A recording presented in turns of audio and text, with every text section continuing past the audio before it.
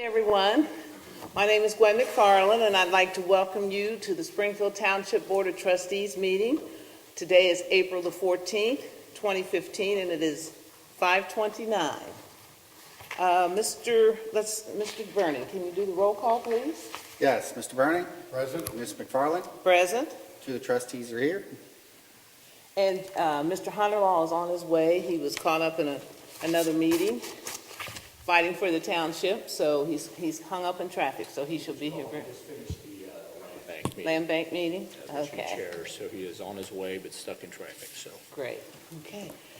Chief Leininger, can you lead us in the Pledge of Allegiance, please? I pledge allegiance to the flag of the United States of America and to the republic for which it stands, one nation, under God, indivisible, with liberty and justice for all. Thank you, Chief. Okay. So far on our agenda, as we begin our meeting, we have approval of minutes, and the minutes are from our regular work session, February 24th, 2015, and then our regular meeting on March the 10th at 2015. Need a motion? So moved. All those in favor? You want to second it? I'll second it. That's right, because Joe's not here. I'll second it. All those in favor? Aye. Motion carries.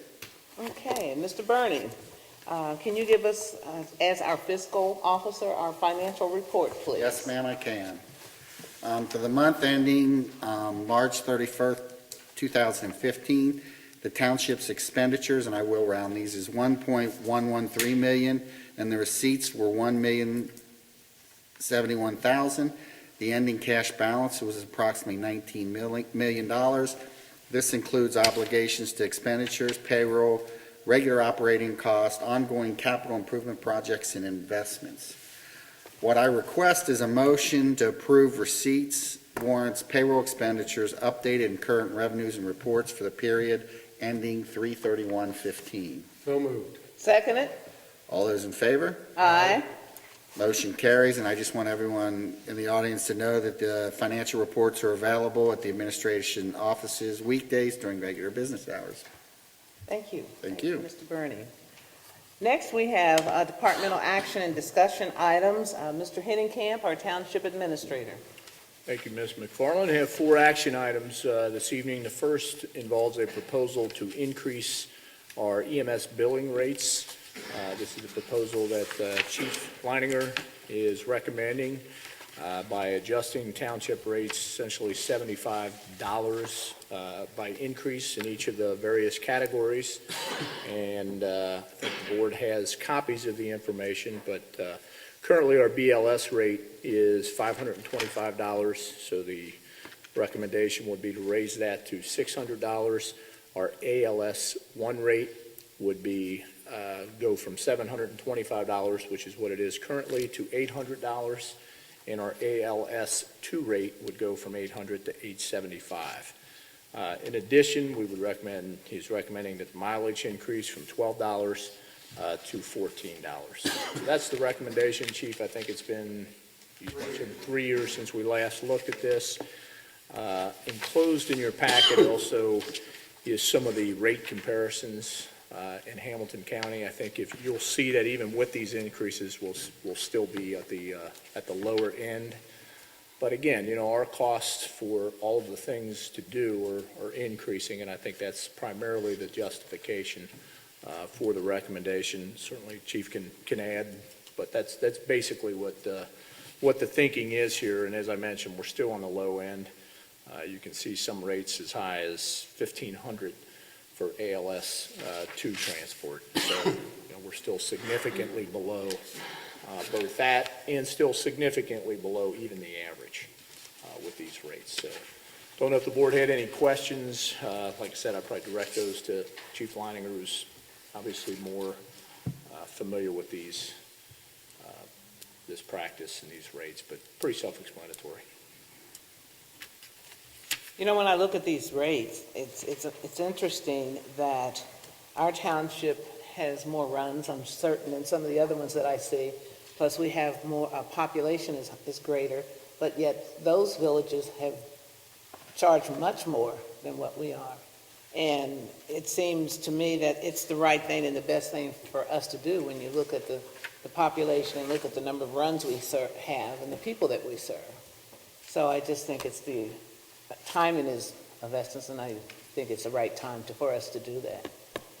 And some of the rates are 30 to 50% higher than our new rates, so I think it's, did you ask for a motion? So moved. Seconded.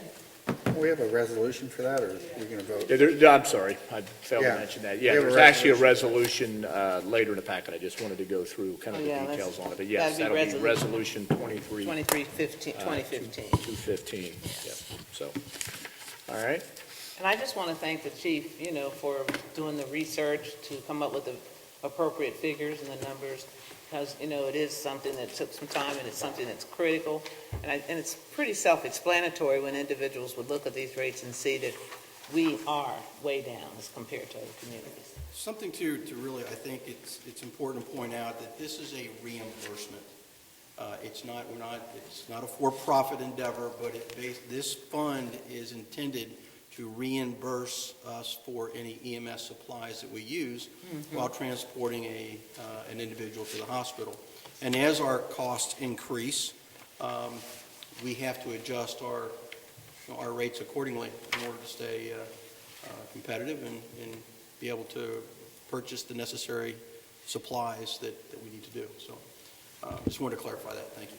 Thank you. And again, when you look at the number of runs we have, it's critical that we come into alignment with other communities. Thank you. Okay, Mr. Henningham? Yes, on our work session last month on the 24th, we had an item where the board authorized me to renew our property and casualty insurance. And at that time, I mentioned to the board that there were a couple of things we were looking at by way of adjustments to that, and that it might change. I didn't think it would go up. There was a little confusion in some of the changes that we anticipated. I was thinking was included. They were not. And then we took another look at some of the coverages. So I want to come back and revisit that with the board. The increase is actually about $11,556 from our expiring. But as I mentioned at the work session last month, all of that is due to increased coverages. And just to kind of break that down, I mean, we're close to $2 million in increased property values that are in our renewal. That's property, both physical real estate property and other miscellaneous property that we have.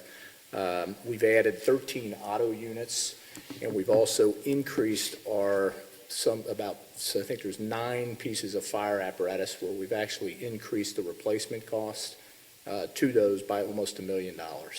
So that's what's accounting for these changes. The increases on the fire apparatus equipment. When you purchase, I mean, some of the equipment that we have is like a 91 or piece of equipment, so it was still showing a value of what we purchased it for. And obviously, if we were to lose that particular item, we would have to replace it. It's probably something that we might have purchased at $200,000 is now $500,000. So there are certain pieces of equipment on our schedule that you use replacement cost rather than the actual cost. Certain ones you don't, but on a piece of equipment like a large piece of equipment like a fire apparatus, that type of thing. So that just wanted to kind of revisit that and maybe seek the board's authorization to renew it with that because that's a different number than what we had talked about last month.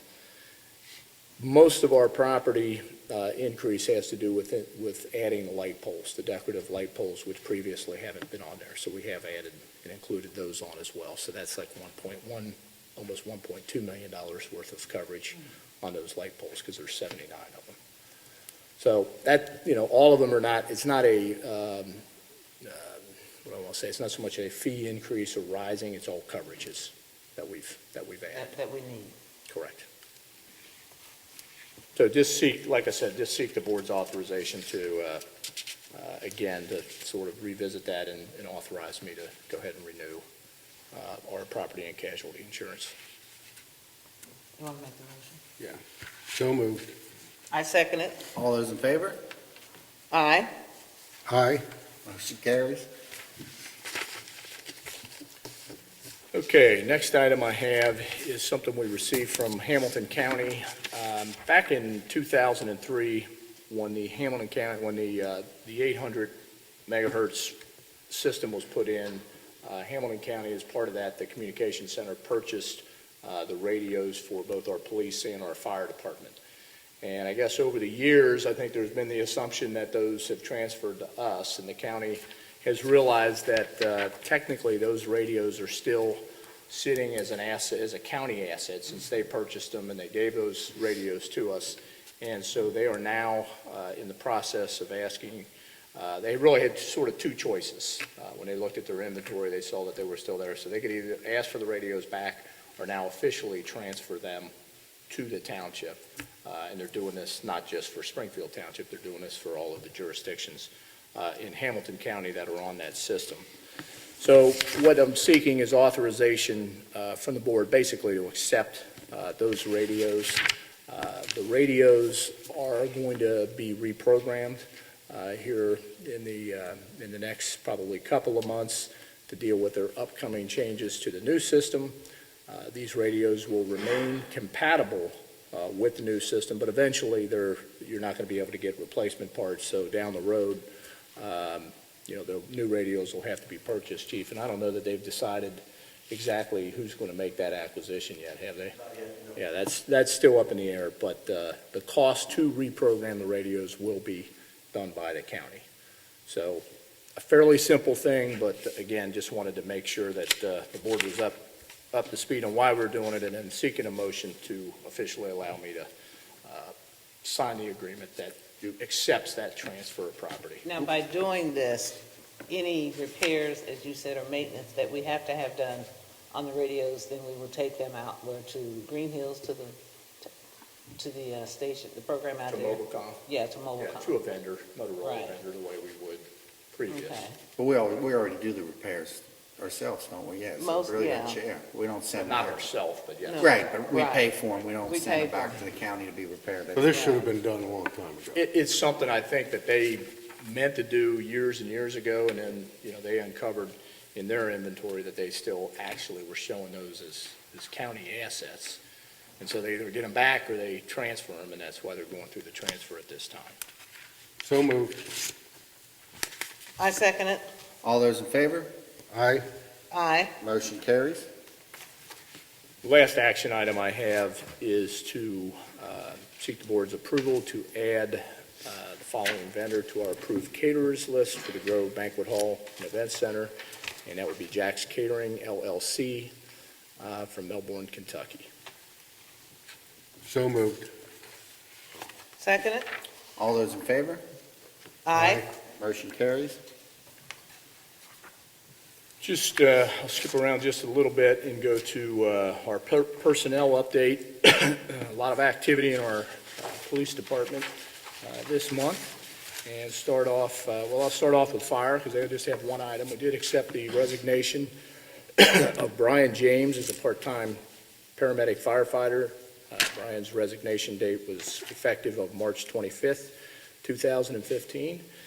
And then wanted to officially announce that Chief Heimpolt has announced his retirement, and Chief is planning on retiring on May the 29th of this year after 40 plus or 40 almost even? 40 plus years, about 20 as Chief, 21 maybe, somewhere in that neighborhood. And then, of course, as part of our succession plan, it's something that we've been working on for quite some time. Upon the chief's retirement, Assistant Chief Rob Browder will then be promoted to the position of police chief on that same date. So 5 o'clock, Chief will retire, and 5 o'clock, we'll have Chief Browder stepping in. So I know this is something we've been talking about for quite some time, and as I mentioned, it's part of our long-term succession, but officially the date has arrived. So we'll be commemorating that in an appropriate manner as the month goes on, but certainly wanted to recognize that. Well, you brought our police department a long way from where it was 40 years ago, as well as met with all of the crises and challenges that face major police departments and moving us toward perfection and excellence with the recertification programs that you've set up and implemented. So you had a nice journey. It's been And we fun. appreciate it. Very much.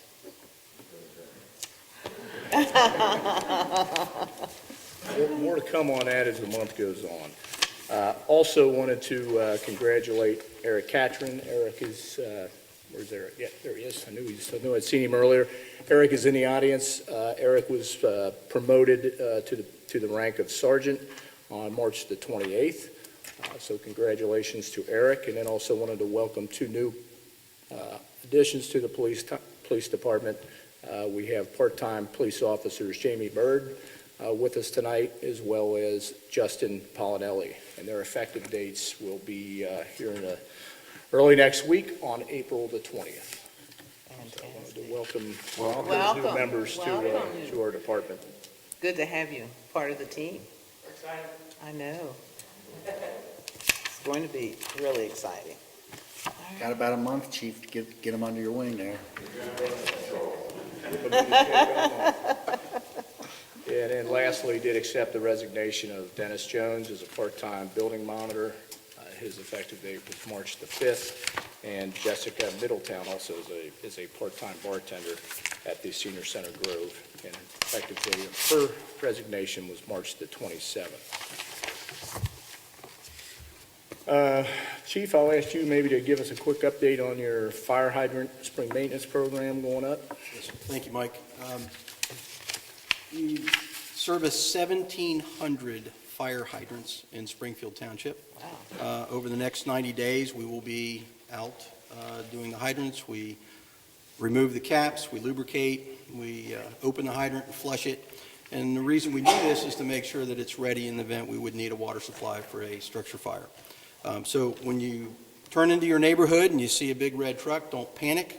We're there doing maintenance, and encourage you to stop by and say hello, and we'll be on your street soon. That's all. Thank you. And I'd ask Kim to bring us up to date with... Can you bring us up to date? We're supposed to have a service and police department open house.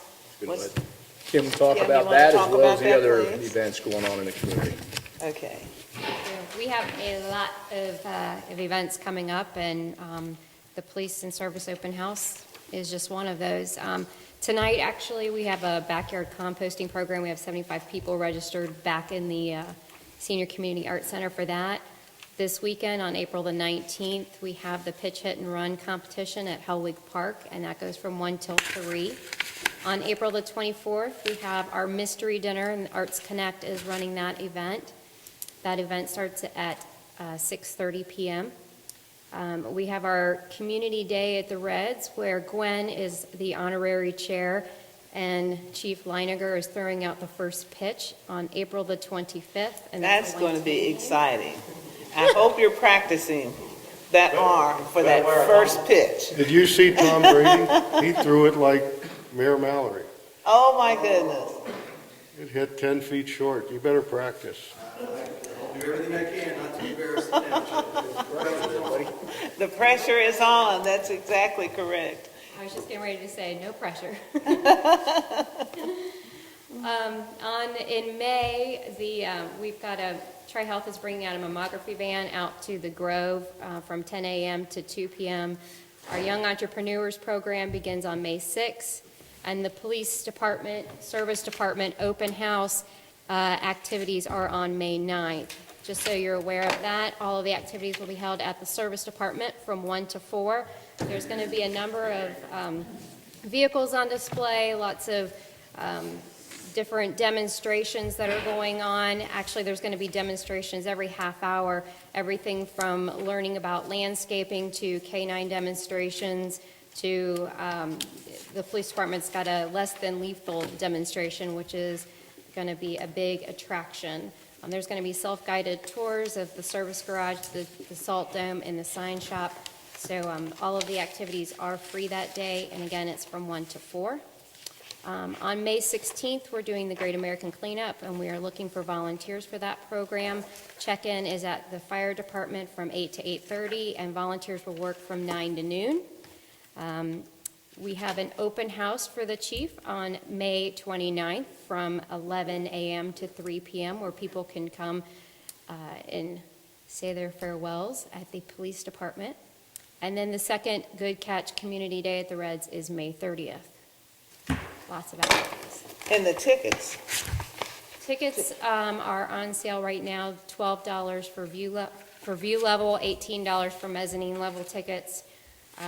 Those are available at West Banco and J Gumbo. We've got a couple left here for the for the April 25th game. as well as on April the 25th, they have the little, what is the wobbleheads they hand out? Yeah, it's a bobblehead night. Bobblehead, yes. They hand those out, so that'd be fun, bobbleheads. Yeah. I call them wobble because they wobble. Wobbleheads. There's a dance called wobble, you know that?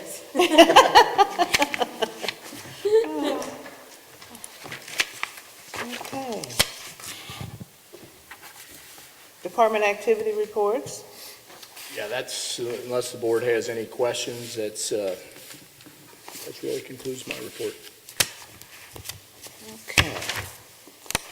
Next then, we move, glad you're here, safe. Got Made through it, all we the made it. traffic. Yes, we did.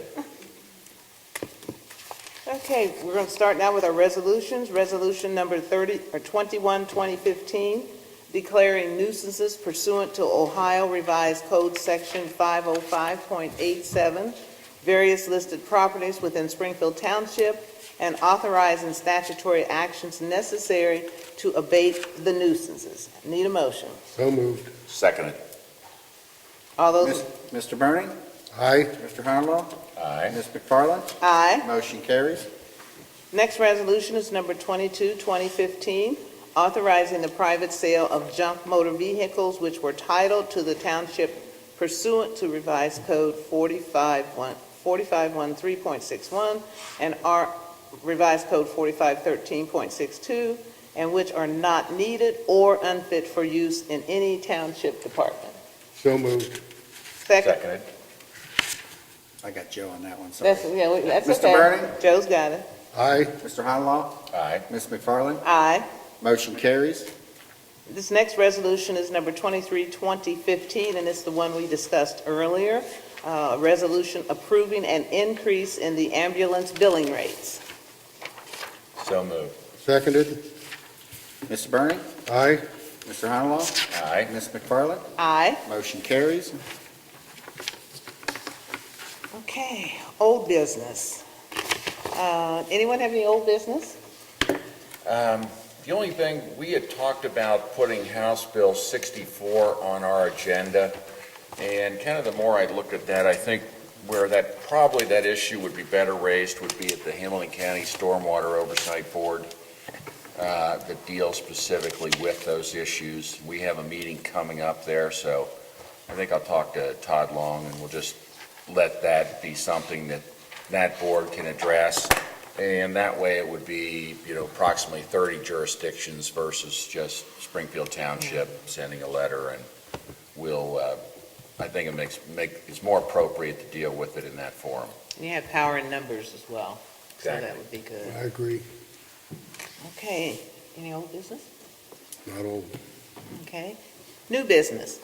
I have one item, just to make everybody aware, May 5th, Winton Woods has a school ballot issue, so if you're in the Winton Woods School District, we encourage you to vote. Okay. Do you have any new business, Mr. Honolulu? Yes, I do. I apologize for being late getting here. I was representing the townships at a Hamilton County Land Bank meeting, and Commissioner Hartman couldn't make it today, so I got stuck chairing the meeting and couldn't leave in the middle of it. But it was a good meeting, and we brought up some issues which directly impact townships and Springfield Township for that matter. And that has to do with the properties that go into tax delinquent foreclosures. There's two types of properties. There are mortgage foreclosures and tax delinquency foreclosures, and the two have different processes. The bidding requirements are different. On a mortgage foreclosure, the opening bid has to be 2/3 of the appraised value, whereas on a tax foreclosure, it's the back taxes plus the court costs.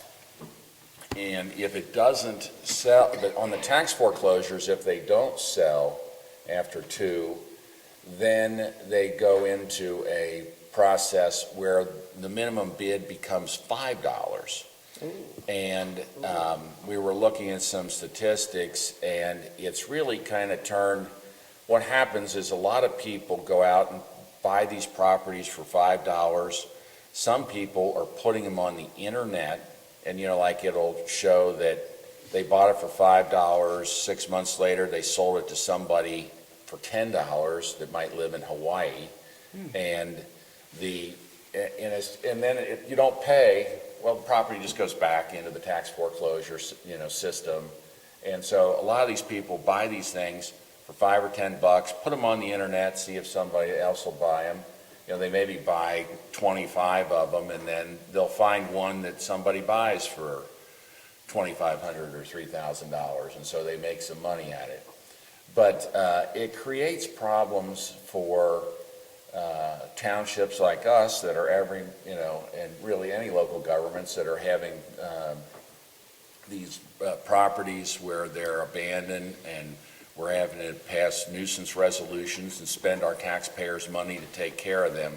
So we're trying to come up with some regulations that will allow us to not let this be kind of a game where people can go out and basically what they're doing is for $5, you can become the owner of the property, and then it might be 2 more years, you don't pay any taxes, and it might be 2 more years before, the county takes it away from you again in another foreclosure. And we also discussed the issue of the prosecutor's ruling that says that local governments, if we are to try to acquire a property that has been through this process, we have to pay the back taxes and the court costs, which many times can be a deal breaker. But sometimes, not that there's, a lot of these properties are, it's some narrow strip of 2 feet wide, and, it's something that wouldn't be of value. But I think there's an opportunity. Sometimes there's a strategic opportunity for the local governments to try to acquire them.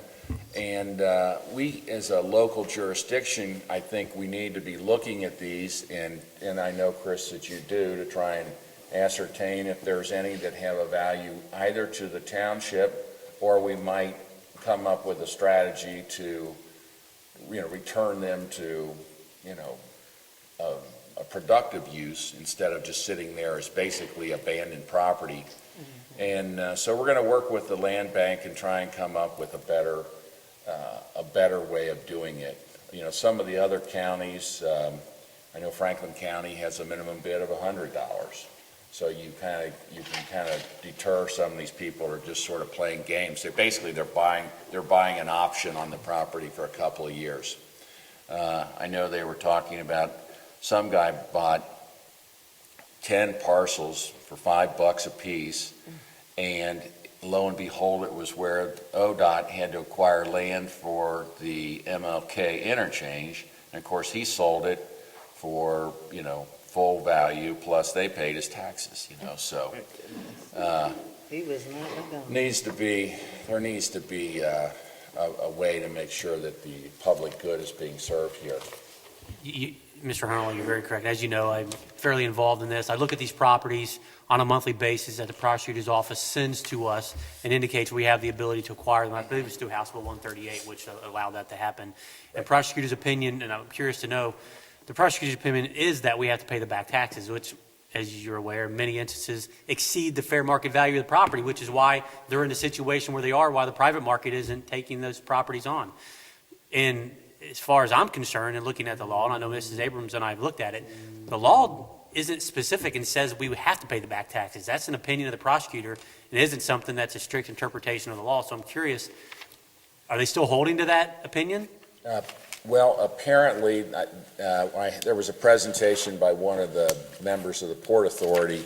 Apparently, there are 3 prosecutors' opinions.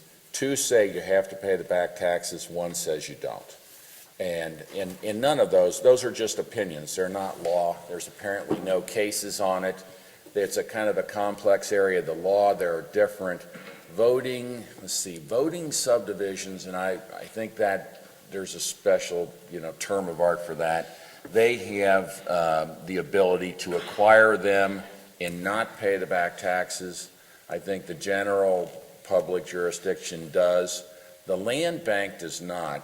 And the strategy is if they raise the minimum bid, they're going to have more of these properties people won't bid on. They're going to go to the land bank, and the land bank is going to try and partner with local jurisdictions and be able to pass them on that way if need be.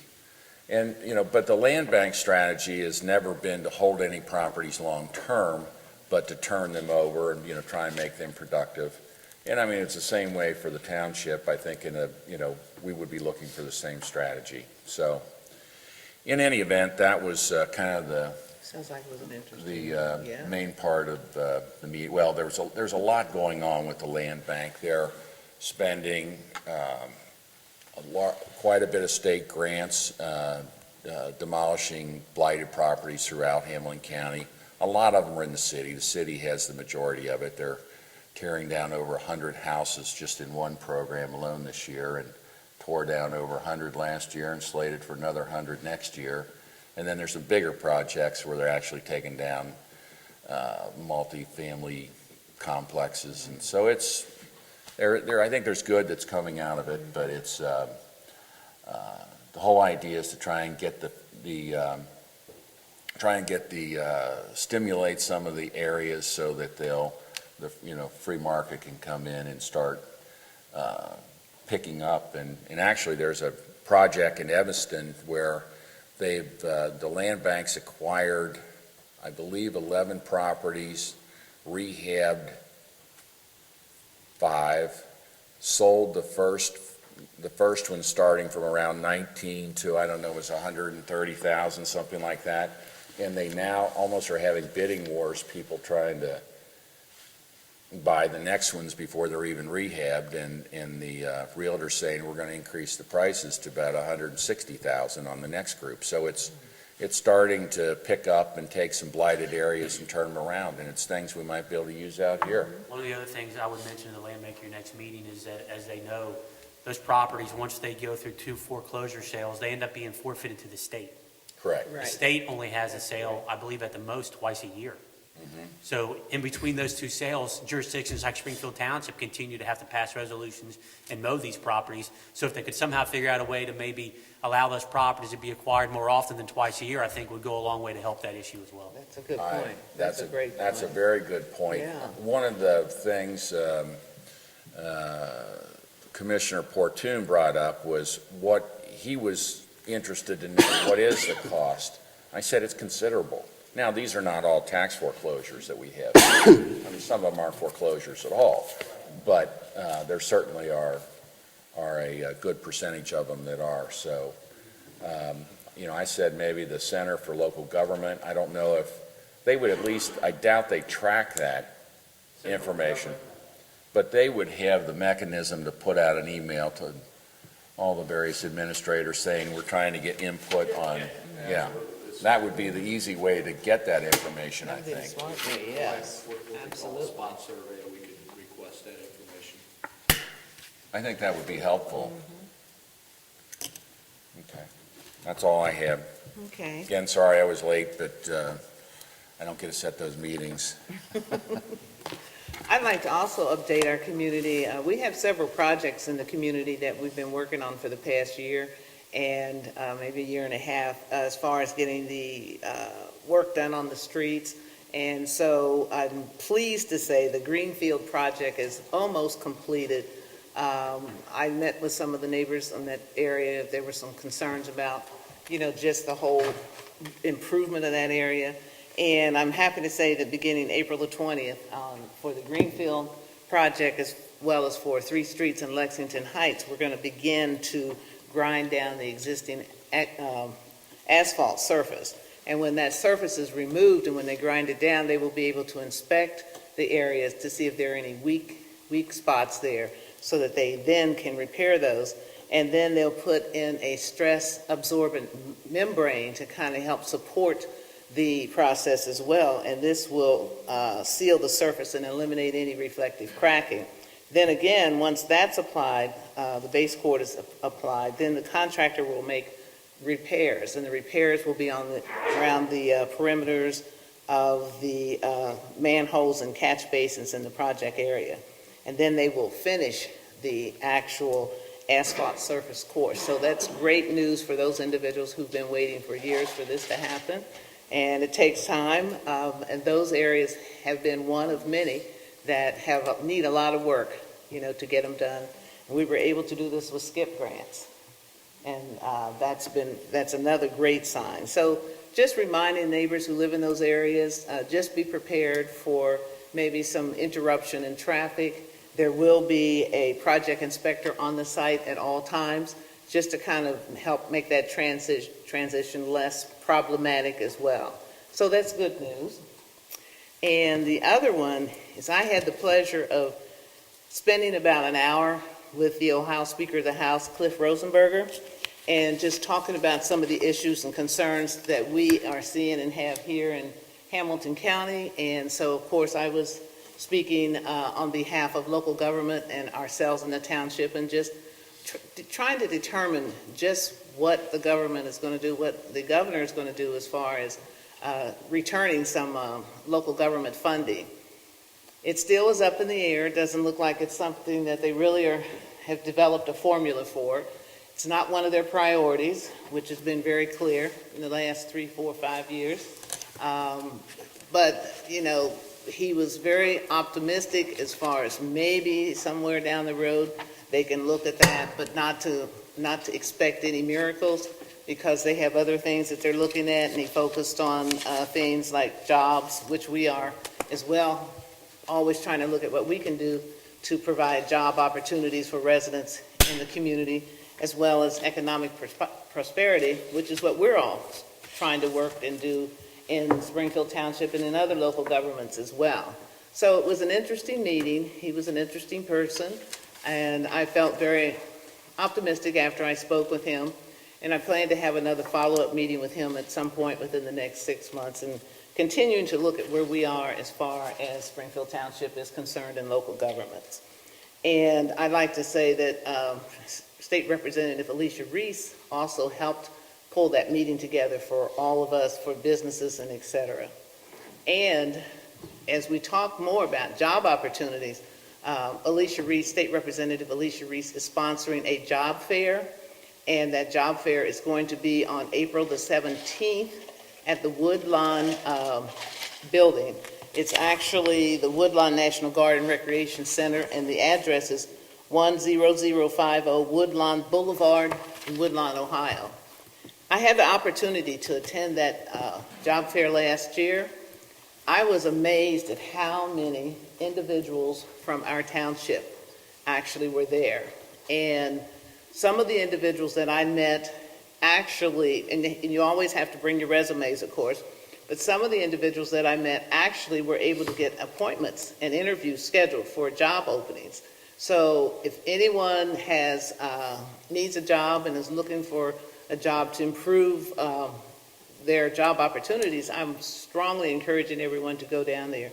The program starts at 10 o'clock, and they're going to have a special opportunity for veterans, and that will be a closed session for just veterans from 9 until 10, and then it opens up to the general public. So again, I would say out of the individuals that I met that were just from Springfield Township, 3 of them ended up with job interviews on location at the particular employer that was there. So there's lots of opportunities there. And I think that's all I have. So it's a lot going on in the township, a lot of opportunities. Joe, I think your report was just excellent, in helping to look at the challenges that we're all facing as well, as we continue to look at how we can maintain some stability and have a nice balance in our township, because that's what we're all about, and looking at economic prosperity as well. That's all I have. Now it comes time for citizens' participation, and I would there's anyone in the audience that would like to discuss any concerns or any positive things that we're doing in the township, please step to the podium. And I always request that when you do step to the podium, anyone else in the audience, if you could abstain from speaking, so that we in turn can hear what the individual is saying at the podium. Is there anyone interested? Yes, sir. And when you step to the podium, you could give us your name, please, and your address. Thank you.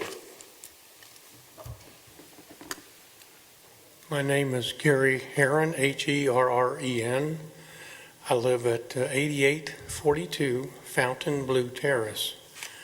I'd just like to bring this to your attention. The serviceman that did the repairs yesterday told me to come up here, and I just talked to the gentleman over here, and we have a major problem between Winton Road and the entrance to the school is totally destroyed. There is nothing left of the street. In the last 6 weeks, they have repaired the same hole 4 times.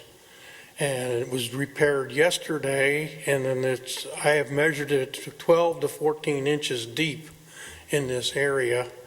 And the whole street, the curbs and everything, it's about 22 houses long, 50-foot houses. You can about figure roughly how much it would cost. It's like I mentioned to the gentleman over here, I said maybe it's something we need to look into. Yeah, maybe we don't have the money now, but can we put something on to try to get this? I can't even cut the grass. Before I can cut the grass, I got to rake all the rocks out of the grass before I cut, or else I'm going to ruin my lawnmower. And I'm not the only one that goes it's the busiest street in the township, be honest with you, because we get every bus from Winton Woods, North College Hill, all the buses from Finneytown. They'll bring the kids to the high school, then they'll drop them off, then they'll have a run going to St. Bart's, St. Vivian's, et cetera, et cetera.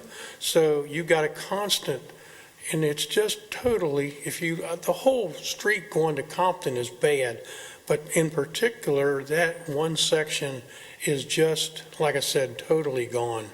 I just went out this morning, and the hole they patched yesterday, you can already see it. In another few days or a week, it'll be gone. It was down to rocks this big, all the way down to your base is where it was at. And my daughter yesterday was picking them out of our yard before she could even cut the grass and that. And I said, well, this is something. And then the gentleman asked me to come up, and I says, well, I'll do it. And I just happened to ask him for some information, what they need to do, and here he is, he's in charge, and I didn't realize it. Yes, I know it's something that you can't say, oh, we're going to run and do it, but I thought, like I told him, maybe 16 or 17, we can do something and try to do something in between the curbs and everything. I'd appreciate just taking a run down there and look at it. It's really in bad shape. This is going every year, and I'm sure he can give the reports of how many times they're down there. I mean, it's just, it's really costing us a lot of money in the township down there. Every time I turn around, I see trucks down there, and I'm sure he can verify what I'm talking about. I thank you very much. Mr. Herron, thank you. I know that there are a lot of streets, Oh, I know. that we need repair. And I'm going to talk with Mr. Musselman and have him reassess that as well. He is putting together a report he's doing a complete analysis of the streets in the township, and he will put together a report looking at which ones are critical, which ones are poor, fair, medium, poor, and then we move forward from there. But those that really need excessive work, that's something we need to look at even more. We'll take Yes. a look at that. But we'll And take a thank look you for at bringing it to our attention. Thank you. Thank you. I reassured Mr. Herron that I would take a look at the area that he described tomorrow and discuss it with John. We'll see what we can come up with from a short-term solution as well as long. Right. Thank you. Thank you for very much. coming. Is there anyone else? Yes, Ms. Fields? Yes, Anna Fields, Pleasant Run Farms. I live at 1962 Fallbrook Lane. We have brought our concerns to you before about some streets in Pleasant Run Farms, and I know they were being taken under consideration, but I had an experience last week that I think you really need to give some more consideration to.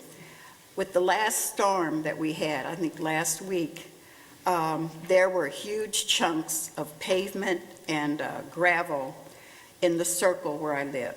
And I had a great deal of difficulty navigating to and from my driveway. It looked like a disaster area because there were so many big chunks and so much gravel with the additional potholes. It was like driving on a country road. Another resident did help me remove some of the large chunks. We put them in a garbage can for Rumpke to take away. I did contact Mr. Musselman, and the very next day, he sent a crew out, and they filled those potholes and cleaned up most of the debris. And I did send him an email to thank him because I really appreciated the prompt response he gave us. But I explained to the crew when they came out that I've lived in that circle almost 40 years, and I have never seen so much debris and so much bad pavement. And it's been patched many times, and they have swept it many times. But this was really the very worst. Everybody came out and was looking like, we cannot believe our street is like this. It's a short street, and even though we had named it for resurfacing, Deerhorn was one of the main streets we wanted resurfaced because the school is there and it's a main artery. They've resurfaced part of Deerhorn from Elkwood in that direction, but toward John Gray Road, toward Fairfield, that's where it really needs a lot of work. And I know that you guys have spent a lot of money on streets in our neighborhood, and I appreciate that. However, some of those streets have been paved twice, and some have never been paved except initially. And we drove around the neighborhood, I think I told you guys. Right. We drove around like 2 hours listing every single street in our neighborhood to try to evaluate which one should have priority. 3 of those streets, including mine, are the farthest point of Springfield Township toward Fairfield. We're right on the border. So we kind of feel like we've been neglected. We feel like the stepchildren right now. One of my neighbors took photographs, and she wanted me to submit these to Mr. Musselman so you could see all the cracks. And what we're afraid of now is that when it rains again, like it did last week, that's going to just lift up. There's so many cracks in that pavement that it's going to lift up again, and more that's going to come down the hill into the circle. We're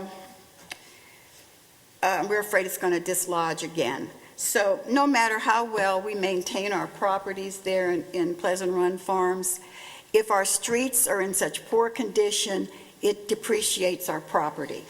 And so we would like for you to seriously, evaluate the situation and see if you can come up with a solution. We would very much appreciate it. And that is something Mr. Musselman has also, he's reported back to the Pleasant Run Farms individuals that sent letters to us, and he is looking at all of our community, not just Pleasant Run Farms. I know. So he's doing a global assessment, and then he's very thorough when he does that. But if you can share those photographs with us in the service department, and then we will again get with Mr. Musselman and see, do we know when he plans to have that report ready? Well, I think it's, You want to, the report that we're talking about, we did complete last fall. So what we're going to do is we go through and update it. I don't think there's going to be anything earth-shattering. I mean, you're seeing sort of 2 things happen. One, this is the time of the year that we've had 2 of the worst winters that we've ever had. So any of the streets that are in bad shape, obviously are breaking up. You're getting this throughout, not just in Springfield Township. If you drive everywhere, you're seeing that this is a problem from the winter. And when you have streets that are in the condition of a lot of our streets are, which is no surprise to us, these aren't revelations. I mean, we've been saying for the last 10 years that we've got an aging infrastructure system. We ran, I think, 4 levees back to probably close to 7, 8, 10 years ago. All of them failed, And it was for the very reason that we said, that outwardly and physically, they didn't look like a problem. We knew that what was happening to these streets, and you've got to keep up with them, and quite frankly, the money is not there. And we have close to 22 mills of taxation in Springfield Township. One of those 22 goes for roads. That's it. So, it's close to 5% of the total taxation goes to fix roads. And the people have spoken on this issue many, many times. They don't want to pay more property tax. And as we now know, that's the remaining issue that's our remaining opportunity to raise revenue. There is no other means by which to do it. So we're looking at that. I don't think, Gwen, that's going to be terribly different.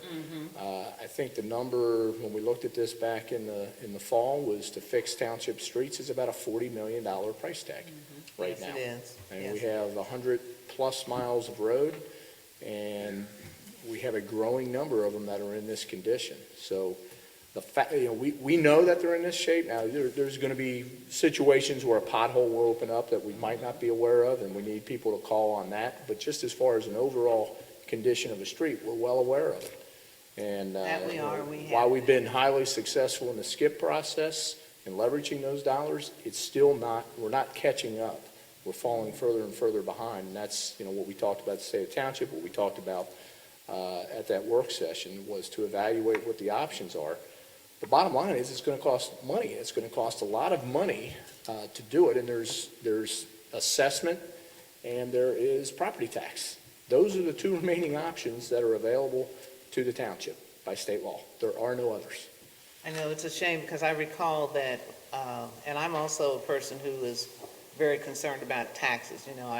I don't really support any unnecessary taxes, but when we had the levy that came up before, the last 3 or 4 times, we predicted, we said, yes, some of your streets may look nice today, but what are they going to look like in the next 10 to 15 years? So we were trying to be ahead of the game so that we wouldn't get to where we are now. But it's true, we've got $40 million is a lot to try and catch up. Yeah, and that's to bring them all, that's if we took Bring them all of all. the streets and we wanted Right. to bring them into what we consider good condition. Not all of them need a full rehabilitation, but it's a matter of doing things now to hold them. But I think what we're seeing on a lot of these streets is the sub-base is going. And Which is that's what Mr. exactly, Aaron you can fill that all day long, but when the sub-base is moving, and unfortunately, we're in an area that has some difficult soils to begin with a lot of lake bed clay, so it moves, which means, as that asphalt gets brittle, it's going to break, and there's just nothing under it to hold it. So it requires substantial, cost to it to repair. One of the, I agree with Ms. Fields when she says that, it affects your property value, and it does. And, I think one of the problems that we had in the past with some of our levies is, okay, if your subdivision got done, well then, you would look at it and say, what do I need a road levy for? Maybe, and this is one of the things which we've talked about and need to look at, is perhaps creating districts where we put before the property owners a ballot initiative to do an assessment that would fix their streets, and that would be the sole purpose of that, and then leave it up to the individual property owners if they want to get their streets fixed or not. That's one possibility, and so I think we're going to need to. This is, if you look at the township, sort of big picture into the future, this is the big issue. The It's infrastructure. dealing with the infrastructure, Absolutely. primarily our streets. And so I think it's a priority of the board. We're trying to come up with a way to do it. The voters have spoken, Now, some of those levies barely The didn't first one pass. lost, I think, by 15 votes. Yeah, it was just almost 50-50, Close. but still, it didn't pass. So, Yeah, I think this is the issue that, as you said, Joe, this is the issue we've identified as, we've made a lot of progress in our financial stability issue with the passage of the JED last year. That made up about 30% of the lost 50% revenues that we had. And again, this is just in the general fund, but the problem we're having is the service department, just the operational aspects of the service department, They have 5 different major funds in which they receive their funding. Unfortunately, if you look at those revenues from where they are this year as compared to where they were 10 years ago, they're relatively flat. So as costs go up, those particular revenue streams stay the same, and that does that for a variety of different reasons. It's just the nature of where that money comes from. In other words, 2 of those funds are motor vehicle license tax funds. Well, we have about the same number of motor vehicles registered in the township as we did 10 years ago, so you're not really seeing much of an increase. The gas tax really hasn't gone up in any significant way. The road and bridge is the only piece of that that's actually property tax based. And so, but, you know, when you look at those 5 funds, the general fund has to augment the operation of the service department by about $1 million this year. I mean, we talked earlier at our meeting in March, where the purchase of salt we're estimating it costs roughly $350,000 in this year's budget. Now, that's obviously to fill the dome for next season, but, I mean, these are the kind of costs that we're incurring, and those are required things that we have to do. But yes, the solutions, unfortunately, there's no easy choice. There's no silver bullet. There's nothing that's not going to be painful. All of the choices are painful, and I think it's going to take a multi-pronged attack. That's what we talked about in the comprehensive neighborhood master plan, identified that, you know, the thing that you just talked about with maybe creating districts in the township. So in other words, if Pleasant Run Farms wanted to pass the levy, they didn't have to wait for the whole township to do it, and they could sort of guarantee that streets in their neighborhood would be fixed. Assessments are another good way to do that. Where you have a street that's in need of total rehabilitation, assessment's probably not going to be a very good option because the cost is just going to be too high. Property owners wouldn't be able to afford They it. wouldn't. No, but if you can absolutely. come in on a street that's still in pretty good shape, but if you catch it now and you do, say, a 1-inch, you know, a micro overlay, or there's some new products out there, and you do that now, you're going to maybe buy 10 or 12 more years for that street, and it can be done relatively inexpensively. We've looked at a couple of sample areas where it might be, you know, somewhere in the neighborhood of $40 to $50 a year. Well, that's about $1 million.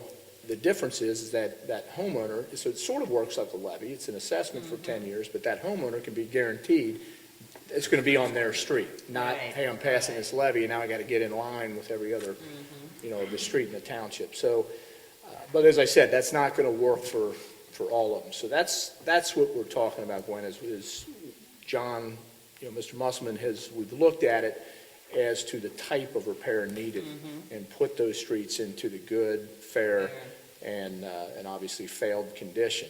And the failed aren't going to be eligible really for the assessment. The district idea is a great idea, but legislation doesn't allow it. So that would take a change to state law to be able to do that. That's what I thought. That's what I. So that was something we'd have to lobby to get done. But again, it allows then the property owners to control their own destiny a little bit. Fixing them's the easy part. They just need the money, and the money just doesn't exist right now. And as I said, the JED's money is going primarily for the $1 million to keep the operational aspect of that department going.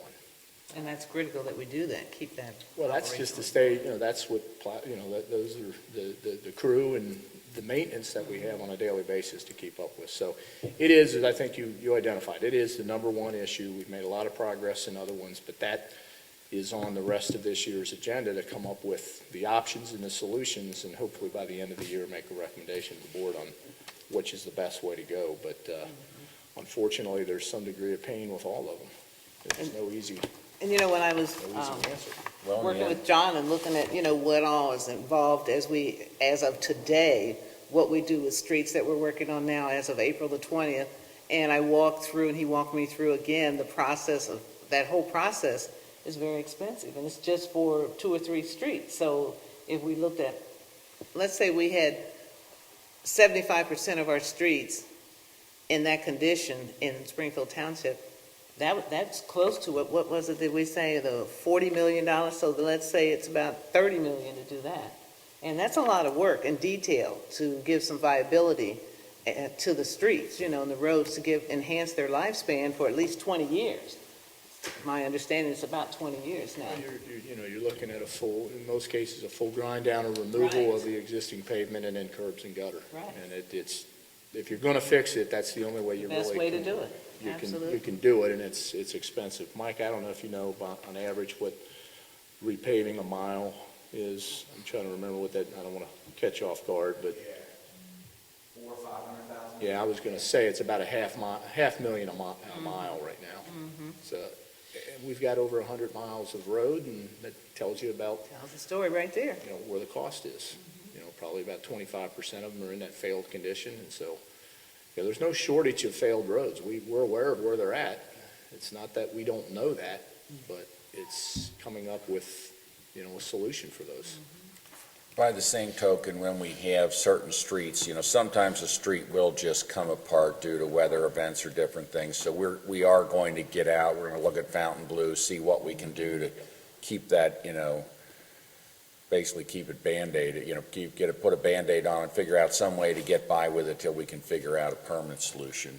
And Mr. Herron, when he talked about the traffic, that is high volume traffic up and down that street. Heavy high volume. Heavy high volume, exactly.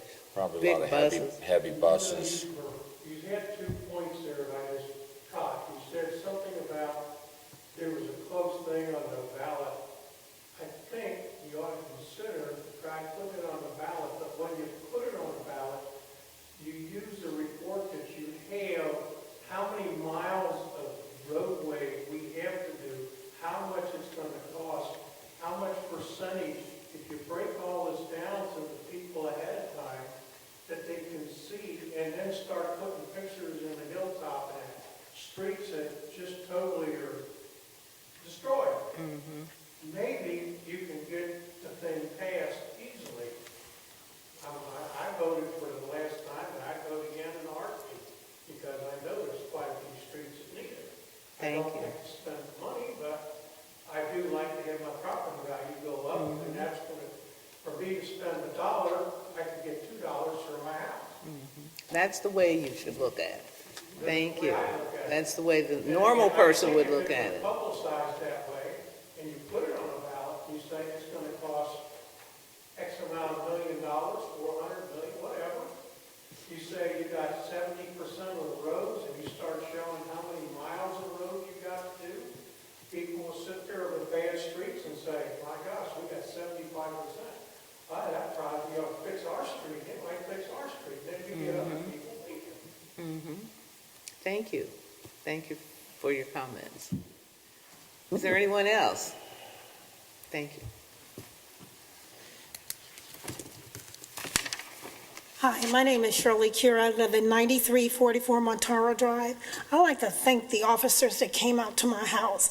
I complained about hearing a shooting and that part of my chimney came off. Some chunks of my chimney came off, and I really appreciate those guys coming out there, checking it out. So far, it has stopped. So far, but I don't know, what's going to happen down the road. But I appreciate them coming out and doing what they did. Thank you. Thank you very much. Thank you.